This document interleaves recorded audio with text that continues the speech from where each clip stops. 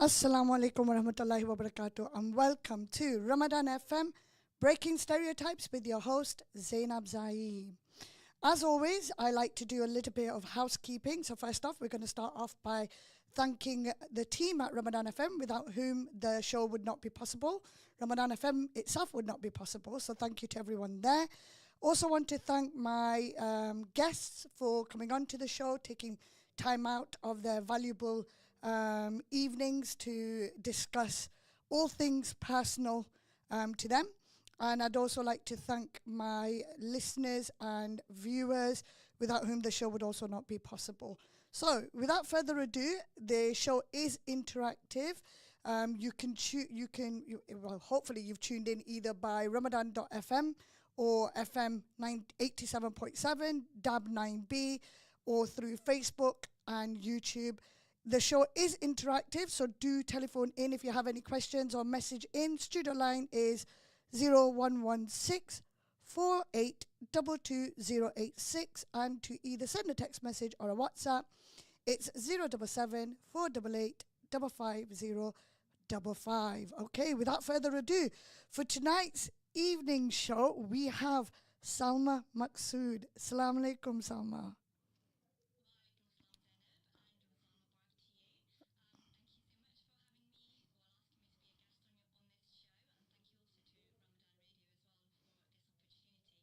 You're most welcome. It's our honor, and Khair Mubarak to you as well. So, for the purposes of our listeners and viewers, are you able to give a introduction as to who you are and what it is that you currently do, please?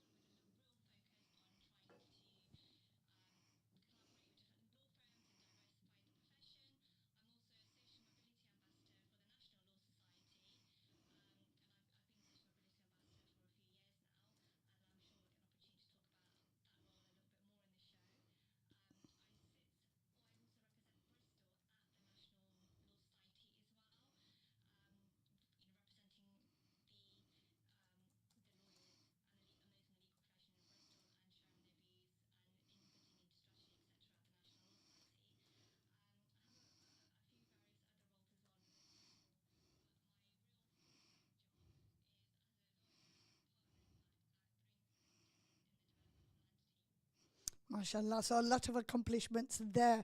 Alhamdulillah. It's really nice to see Muslim female, especially from the BAME sector, moving up in what is very much a male dominated industry. And it still is, even though there's a huge percentage of us women who do work in law, it is still very much male dominated.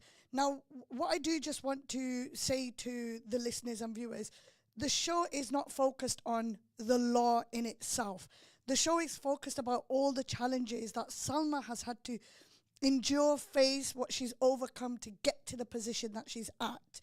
So, Salma, let's take it all the way back, almost to the beginning, shall we say.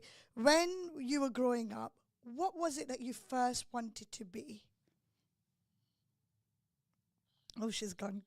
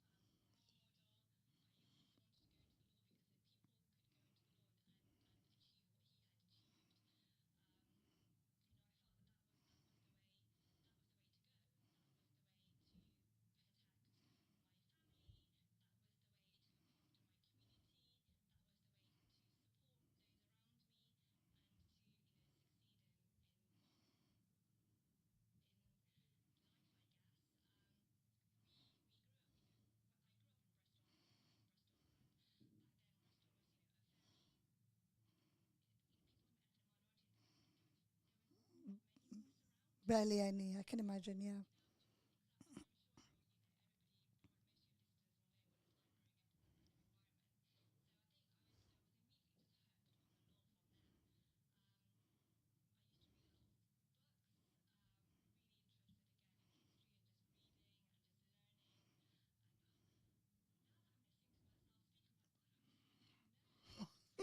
Well, there's nothing wrong with being a nerd. I say this to my daughter all the time.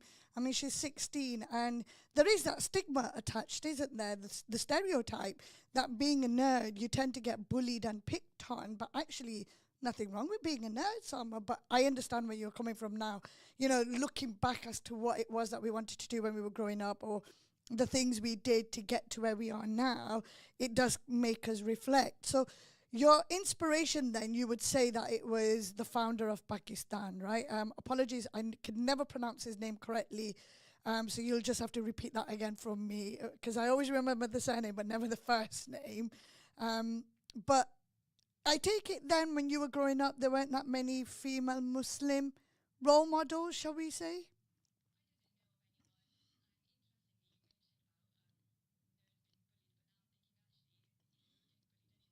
Yeah, yeah, there is that.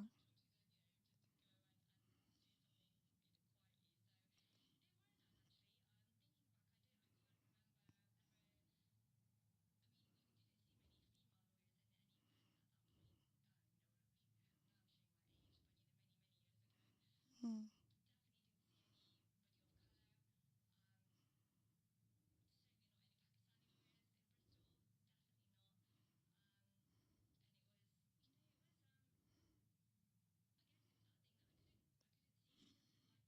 mm, yeah.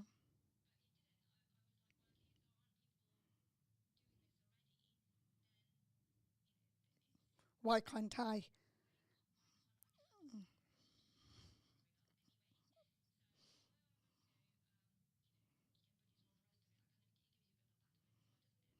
Mm.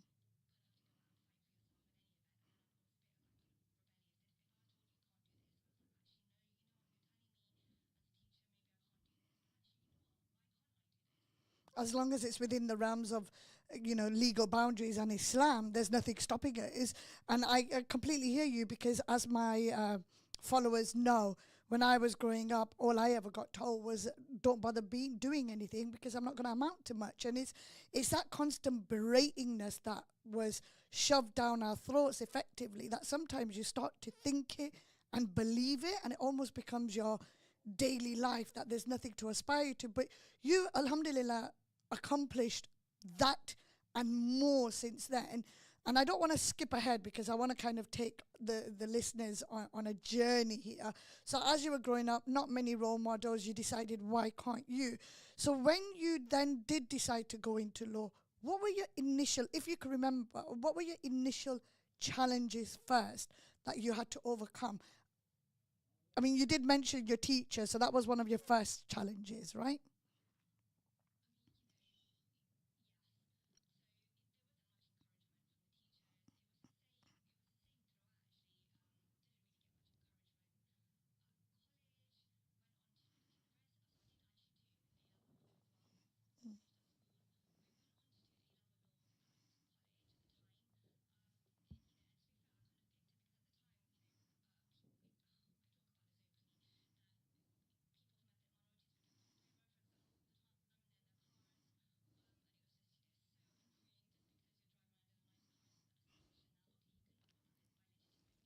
Mm,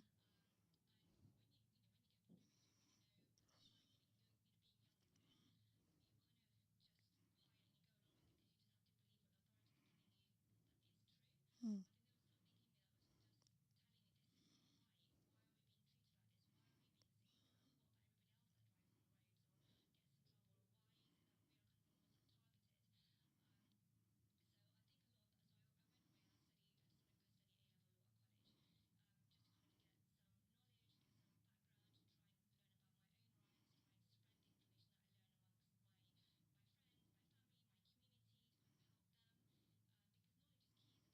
mm,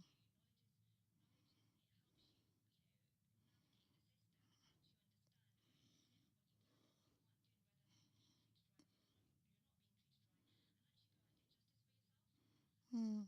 Pen is mightier than the sword. Mm,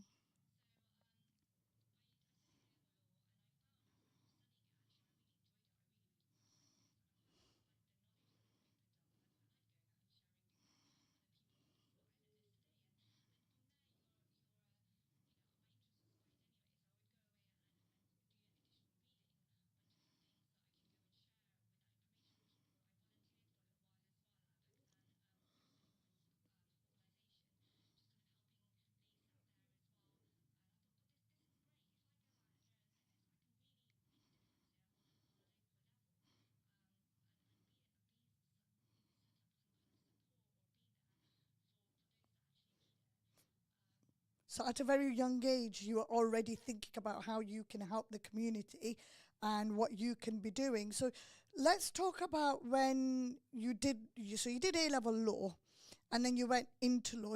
During the period from when you were growing up and when you started to go into law, either at college or A-level, did you ever see a shift in the narrative with the demographics of who was working in law? Was it still what it was when you were growing up, or had the doors slightly opened up a little bit more where more female, especially more BAME or Muslim women were working in law, or was it still very much there's no one else?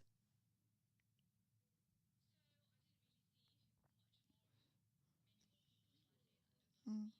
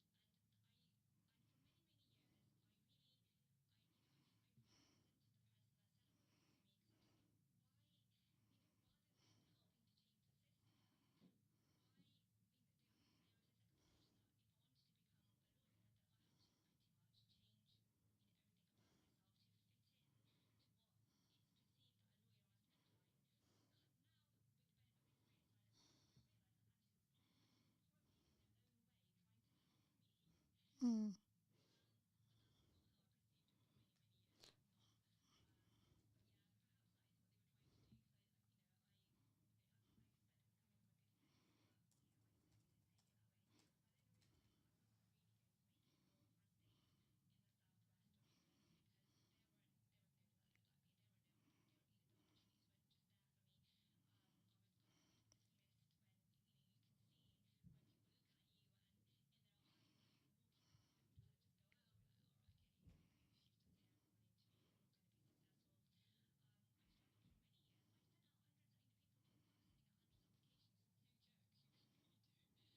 Mm.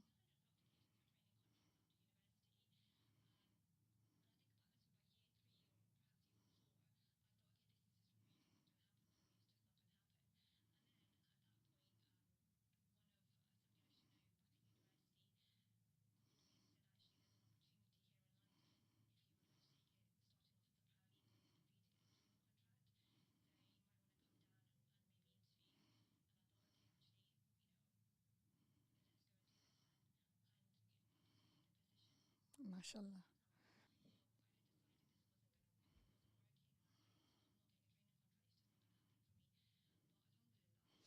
So your barriers were not your academics or, the very fact that there's not enough positions out there.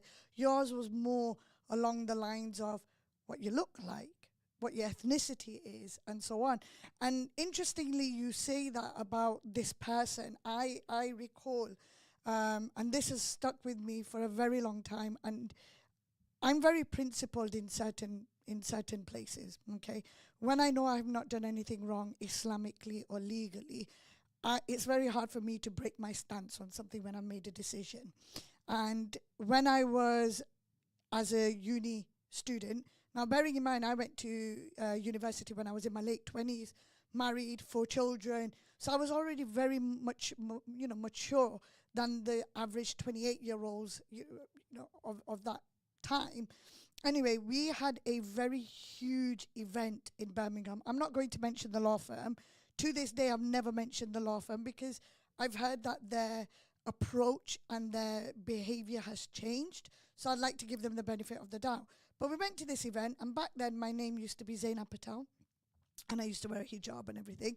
And I used to be, so I qualified as an immigration advisor in my own standing. and I was regulated by the Home Office's department, which is Office of Immigration Service Commissioners, OISC. Now, I did that independently of my own right before I even went uni, and I'd been running the firm for several years now. So I had my CV and everything in my bag with me, just on the off chance that in this event we're networking and somebody might ask me for my CV. Anyway, I'm in at this circle. I've got my orange juice in my hand, and it was a bunch of middle-aged Caucasian men. And they're all going around in the circle asking everybody who they are. And I was the only Asian in that room, let alone in that circle. And they said, they asked me who I was, where I've come from. And then they said, oh, so what kind of legal experience do I have? And I went, immigration. And they said, oh, so you're one of them who lets everybody in. That was the first one. So I didn't say anything. Yep. And I didn't say anything. And then the second thing they said to me was, oh, so what's your name again? I went, Zainab Patel. So he goes, okay, well, why don't you change your name to Jenny right now, and I'll give you a training contract? And I said, excuse me? And he goes, change your name to Jenny Patel, and I'll give you the training contract. And I very casually put down my orange juice, and without even saying bye to anyone, I walked straight out. And I've never looked back at that firm again. And it took me a very long time to get my training contract. But when I did, and as you know, Salma, because you and I are both connected on LinkedIn, I trend just as much as you trend as well, right? And there was a recruiter who approached me for this law firm. So they headhunted me and said, we want you, they wanted me to join. And I turned around and said to the recruiter, with respect, no thank you. And I didn't divulge it at first, but the recruiter, she was like, look, it's confidential. So I told her, I said, why would I work for a firm that behaved in that manner? She goes, oh, but they're not like that anymore. I said, well, good for them. But I don't want to work for them anymore, because it really put me off. It really put me off. So to me, I hear and see exactly what you are feeling and what you've gone through. But what I like about you, and this is something that my listeners are going to learn in the next segment of the show, is what you actually did to break that stereotype. And I'm referring to the westernized clothing element. So I really do want to discuss that, because to me, that's a huge glass ceiling shattered type of situation where you see it in your employment contracts. You see it talked about, smart casual. You got to come in your suit, your ties. You got to come in your long skirts and so on. But you've broken that, because you've actually gone and done something completely different. You've done the opposite, of which not a lot of us, myself included, would have the nerve to do. And I'm quite gutsy. I ride a motorbike, right? So I am quite gutsy, but I don't think that's something I could do. And I really do want to discuss that. So you got your training contract, right? And you were filling in whatever you needed to do. When did you decide that you were not going to conform to the social norms or the workplace norms of dressing westernized, and you were going to dress the way you wanted to in accordance with our Islamic modesty and so on? Mm.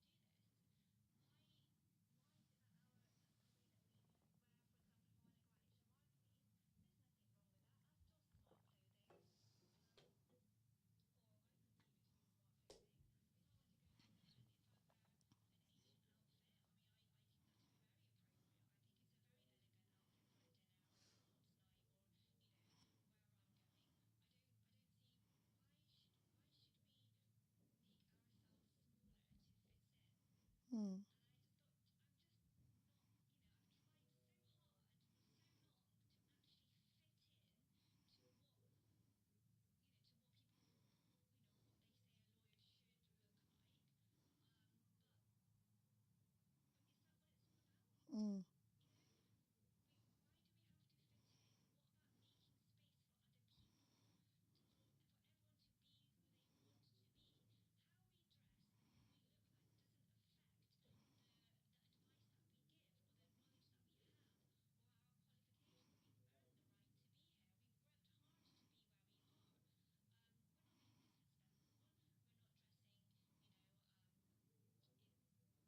provocatively.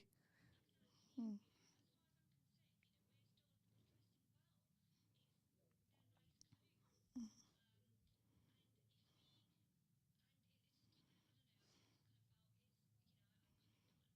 Mm. Mm.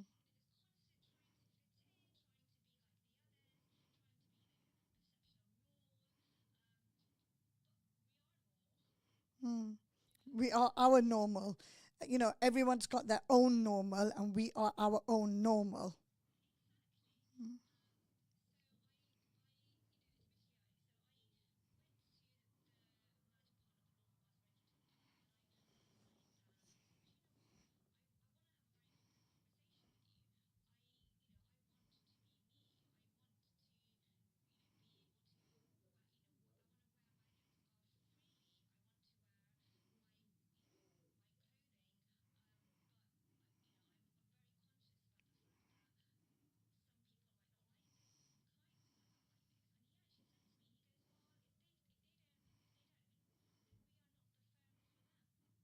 So you had the backing of your managing director.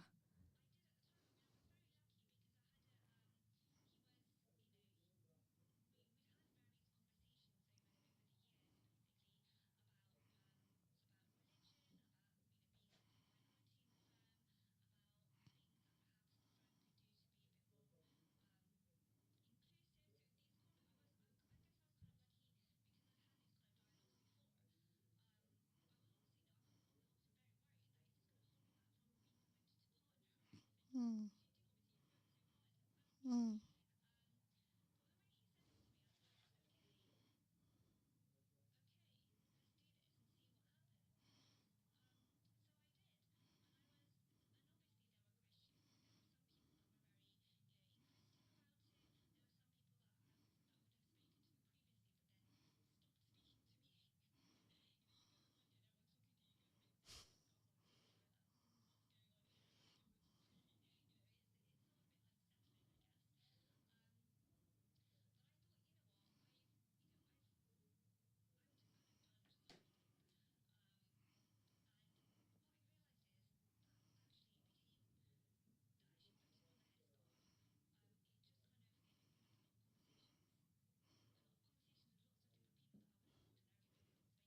In a good way.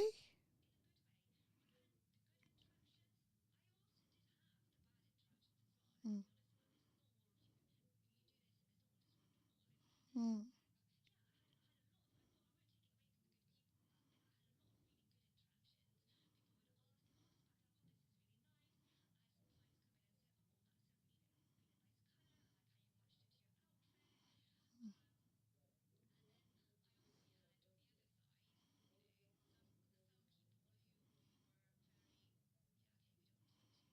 Mm.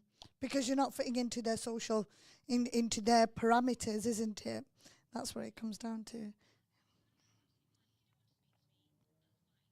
Mm.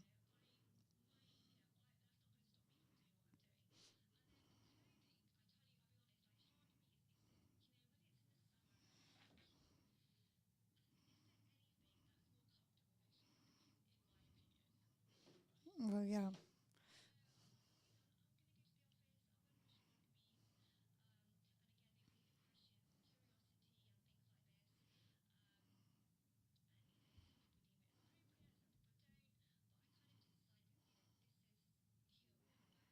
Well,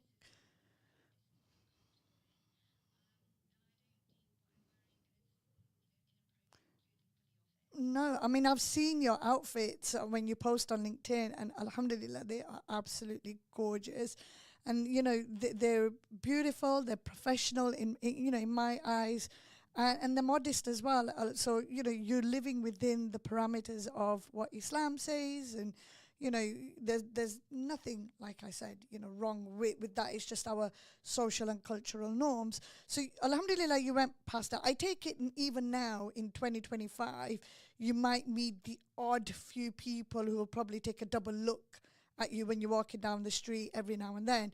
But your courage it's quite inspiring. Your courage is very much inspiring, because sometimes, I mean, take for example in Eid sometimes, or birthdays or weddings, I've had to run in to say Tesco to grab something last minute.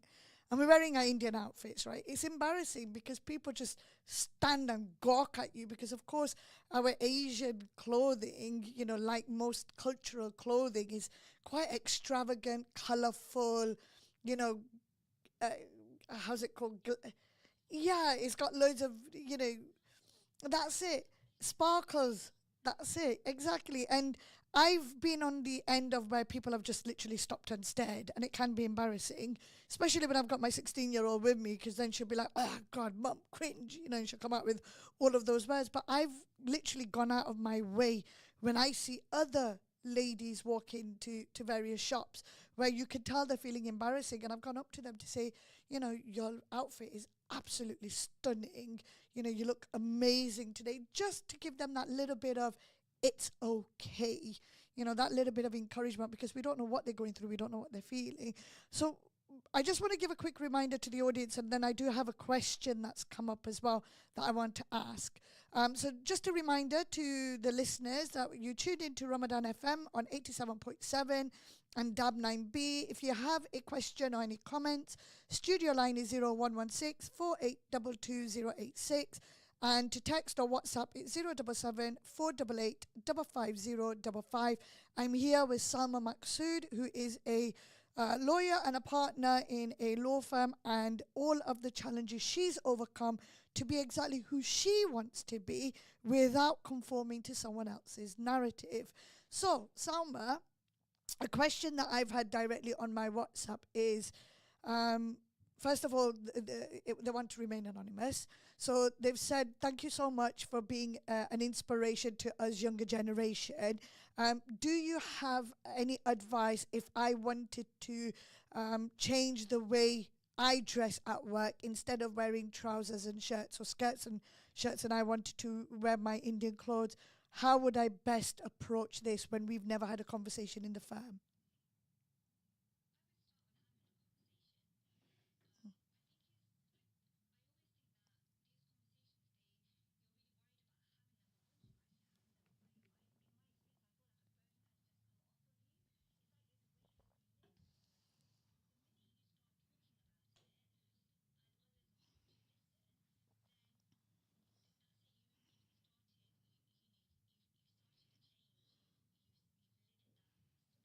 know? And it's or what do they call it? The ripple effect. You've thrown a stone in the river, and now you can watch the ripples go, throughout. So, and it's not just going to help you. And I also find that it's really important to have that conversation in any event, to start off with, maybe with your immediate supervisor, just to say, oh, this is what I'm thinking about doing. I'm assuming it's going to be fine, but I just thought I would run it past you, and whether you had any thoughts or anything like that, and what support you can offer me. And that's probably how I would phrase it. Because you're not actually asking for permission. What you want to know is, are you an inclusive firm, and what support will you offer me when I make this change? Mm. It also begs the question, doesn't it? Is there any discrimination, underlying workplace discrimination, by denying someone who wants to wear their Asian attire? I mean, I'll be honest with you, if I was to walk into my firm today and say to them, or tomorrow, shall we say, the day's ended, that I want to wear Asian clothes, I have no doubt they'll have no issues, because like you said with what you mentioned earlier, how we dress and how we look bears no reflection or effect on the qualifications that we have and the advice that we give, or the work that we carry out. Qualifications are qualifications. The way we dress and look are different. It's no different than, say, a goth or someone walking in with, the collars around their necks and, the leather gloves and whatever it is that they want to wear. Of course, you might not want to go in front of a client, depending upon what your client's going to be like. There's those questions. I suppose the firm itself, so to Anon who to messaged, I guess it comes down to maybe what kind of relationship you have with your immediate supervisor, and whether you're on a really good footing with them, that you want to approach them. If not, and you work in, say, a bigger firm or a bigger company, you might want to go to your HR without upsetting your immediate supervisor. They might think you've gone over their head. But certainly some firms, one or two that I worked for in the past, you'd have to go to HR. In the first instance, that was the system there. So, think about who it is that you need to approach first, and then approach them, have that frank conversation, but be ready for them to maybe think about it or say no. Don't be immediately disappointed. Give them an opportunity, because it is something that they're probably not used to. Would you agree to that, Salma? I would, and I'd also probably reach out. If you're working in a larger firm, there are normally networks, like diversity networks. I'd probably also reach out to somebody in on the networks as well, and just ask them their advice as well. What do they think? How you should best approach it? Do you think, or who the best person to have a conversation with? I would definitely seek out guidance there. It's always about having conversations with people, and also trying to see who is your ally and who isn't. One thing I will say is that if you're early on in your career, and if you are, like, for example, in the middle of a training contract, I don't know, you might want to wait until you've qualified or finished your training contract before raising a question like this, because, at the end of the day, at that point, there is a real focus on qualifying. But I will say that the kind of firm that you work at, you should be picky.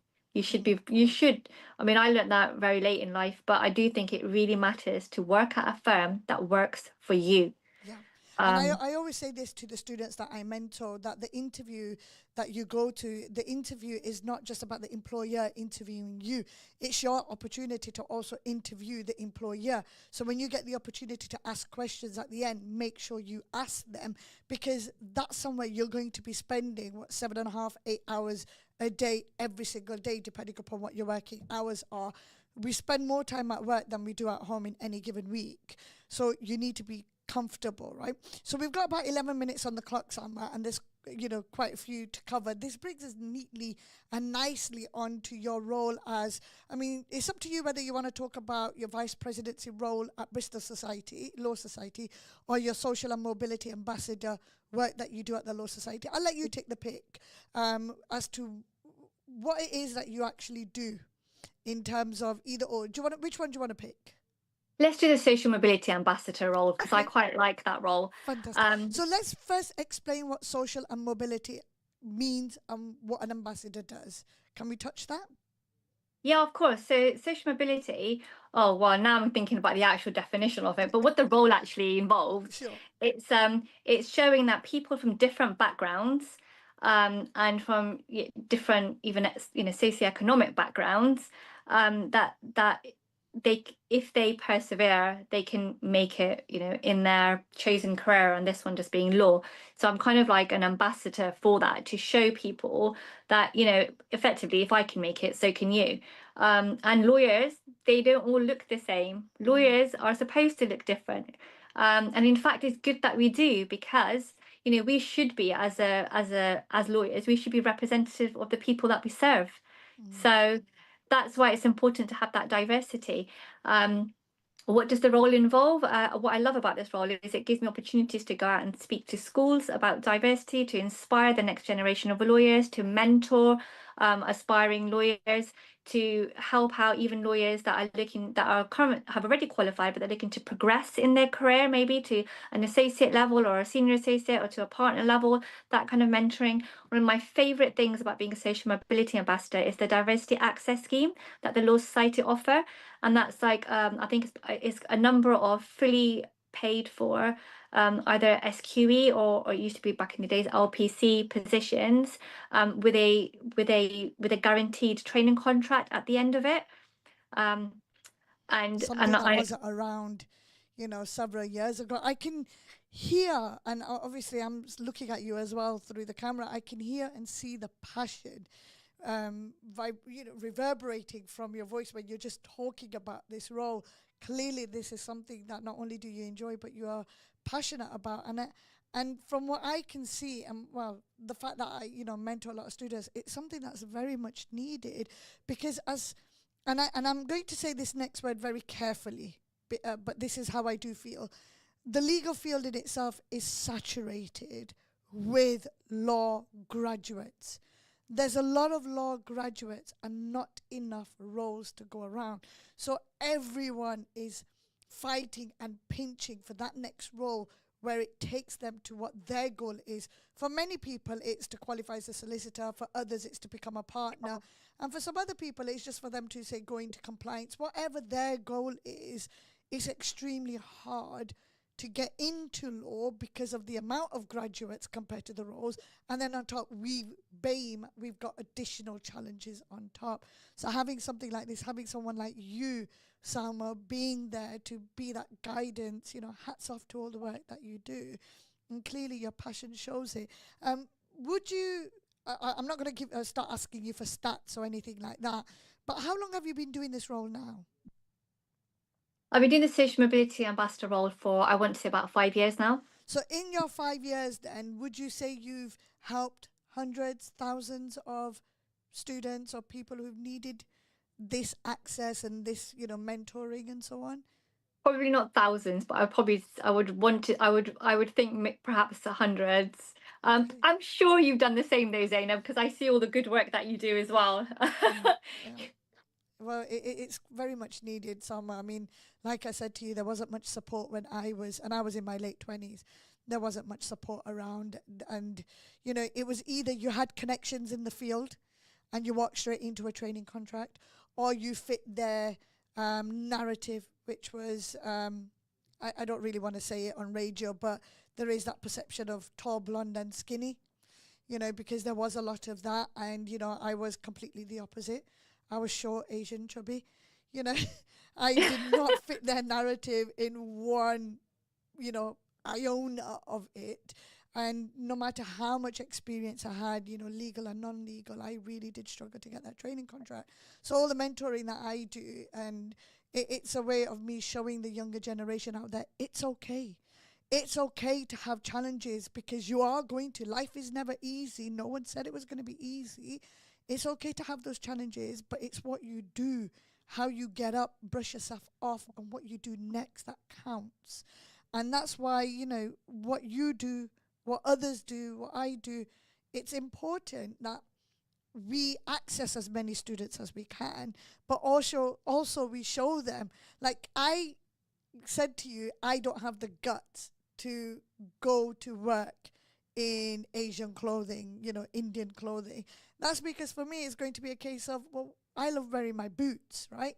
And boots don't really match an Asian outfit. So for me, it's going to be, well, what kind of footwear am I going to wear? And there's those kind of challenges. But for me, I wear my Converses. There you go, right? So for me, but I'm gutsy in other areas where I ride the motorbike, and I'm constantly showing the female generation out there that there's nothing wrong with motorbiking. There's nothing wrong with accomplishing what you need to accomplish, whatever your goal is. And it's the reason why I asked you about who your role model was growing up is because what I wanted to show the listeners is, if you don't have a role model, or you don't have someone who's done something in the area you want to, why don't you go be that person? Why don't you be the first? Why don't you be the change for the change that you want? And then you can then be that inspiration for the next person coming in.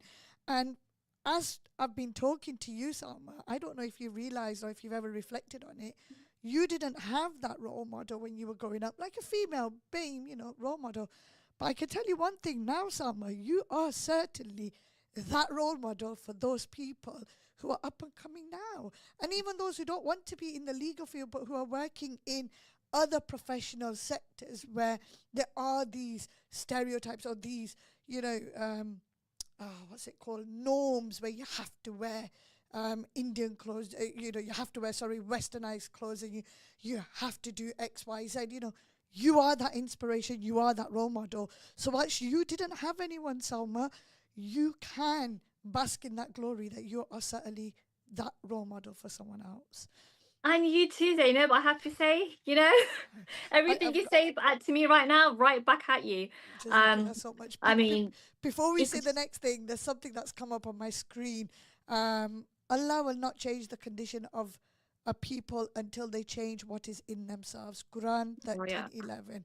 Jazakallah for that. So yes, apologies for interrupting you there, Salma. We have about 4 minutes on the clock. Is there something else that you wanted to cover before I ask my next question? Ask away, Zainab. So I normally like to kind of end the show with what advice to people, what golden nuggets or top tips can you give to those who are listening today, in anything that you feel that you've had to learn the hard way or the easy way, what advice can you give to those who are listening? Don't be afraid of hearing the answer no. Don't let that stop you from asking the question. I've always been afraid of, if I ask somebody for help or if I send them a message, they're going to come back and say no to me. And there will be people that say no, but there will also be people that will say yes and they will help you. Don't be afraid to communicate. Ask, even ask questions, even at work. Ask, I use LinkedIn. People send me messages on LinkedIn all the time to ask me questions. Do you mind having a coffee, a Teams call? Do that. One of the things that I learned very, very late in my life is about networking. And networking can be in any situation where you are comfortable to network. It doesn't have to be like a work networking. If you can go out and do that and build your own network of professionals, you should do that. And that just brings so much value. It will bring value to when you need help with something, and can immediately think, oh, actually, I know someone who can help with this. Or when they might need you to come in and step in and help them with something. So it kind of works two ways. So I do think that networking, it is, I know you hear it a lot, but it is just genuinely important. And again, you can find your own place to network. Or your own idea. It doesn't have to be, you can create the kind of network that you want with your people. And I always think it's really, really important to have allies, and not just allies, but a good circle of friends, a support system. You always need a support, even if it's just three people. Just people that when you are feeling down, they can tell you how amazing you are, because each of us are amazing in our own way. Each of us are unique. Each of us have something to bring to the table. And you said this earlier, Zainab, but I just honestly don't think that anybody should be afraid of being the first. Be the first. Go out there and just do it. Don't let anything stop you. Inshallah, just put your faith in Allah. I mean, this is massive for me, massively brought around my change about 7 years ago. You put your faith in Allah, you put Him first, and you will, like, inshallah, succeed. Your success might not maybe look like what you set out for it to look like, but it will be success. Absolutely. I mean, Um, if it's not good for you, then Allah won't give it you because He knows best, right?